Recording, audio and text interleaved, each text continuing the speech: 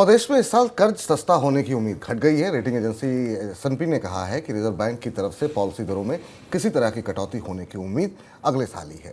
2024 की शुरुआत में रिजर्व बैंक की तरफ से पॉलिसी दरों में कटौती हो सकती है। S&P ने यह भी कहा कि अंतर्राष्ट्रीय बाजार में कच्चे तेल के दाम घटने से कोर महंगाई में कमी आएगी। इसके अलावा सामान्य मानसून की स्थिति में रिटेल महंगाई कम होगी और उसके बाद रिजर्व बैंक पॉलिसी दरों में कटौती पर विचार करेगा। S&P ने यह भी अनुमान लगाया है कि अगले 3 साल के दौरान दुनिया भर में भारत सबसे तेजी से उभरती हुई अर्थव्यवस्था बना रहेगा। एजेंसी ने वित्त वर्ष 2023-24 के दौरान भारत की GDP की ग्रोथ 6% और 2024-25 और 2025-26 के दौरान 6.9% ग्रोथ रहने का अनुमान लगाया है। सर, आपसे सवाल यहाँ पर ये होगा कि अब भारत के अंदर जो बाजार में कर्ज है, उसके कर्ज पर जो ब्याज है, उसको लेकर के परिदृश्य भविष्य को आप कैसे देख रहे हैं, जिसको खासतौर से जो टिप्पणी आई है?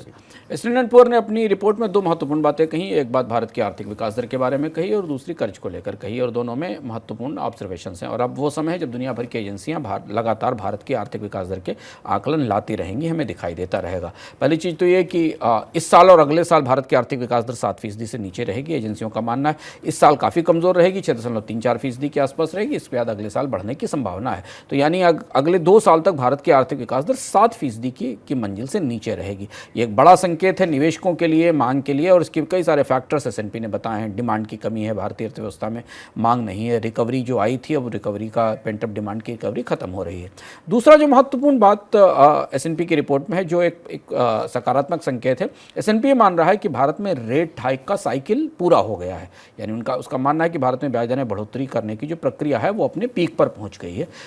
जबकि अमेरिका में भी पीक नहीं हुआ है। माना जा रहा है कि अमेरिका में 2 बढ़ोतरी होंगी, पर S&P ने माना है कि भारत में रेट हाइक्स का या ब्याज दरें बढ़ने का की प्रक्रिया अपने शिखर पर पहुंच गई है। लेकिन इसका ये मतलब बिल्कुल नहीं है कि यहाँ से ब्याज दरें कम होना शुरू होंगी। स्टैंडर्ड पुअर का कहना है कि अब यहाँ तक ऊंची ब्याज दरें स्थिर रहेंगी। अभी फिलहाल महंगाई पर दबाव कम दिख रहा है, लेकिन मानसून का असर, फलों सब्जियों की कीमतें और आने वाले कुछ महीनों में जिस तरीके का असर दिखाई देगा, उसके बाद इस साल परिस्थितियां ब्याज दरों को लेकर नहीं बदलेंगी। अगले साल शायद रिजर्व बैंक ब्याज दरों में कमी करना शुरू करेगा। अगर आप रिजर्व बैंक गवर्नर की बात याद हो जो उन्होंने कही थी 2-3 दिन पहले, वो भी ऐसी बात थी कि महंगाई की लड़ाई अभी जारी रहेगी। इसका मतलब हमारे आपके लिए क्या है, हमारे आपकी जेब के लिए क्या? अगर आप कर्ज लेने की तैयारी कर रहे हैं तो कर्ज की दरें ऊंची रहेंगी और आपको होम लोन, कार लोन या बाकी कर्ज में अभी फिलहाल रियायत की कोई उम्मीद नहीं दिखाई देती अगर बढ़ोतरी नहीं होती।